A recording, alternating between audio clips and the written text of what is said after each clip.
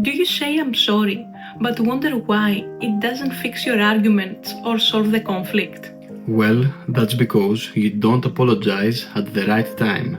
We have made this mistake a million times. So let's explore this. You apologize too early and without understanding the underlying reasons. You don't even know what has happened and why you are even apologizing.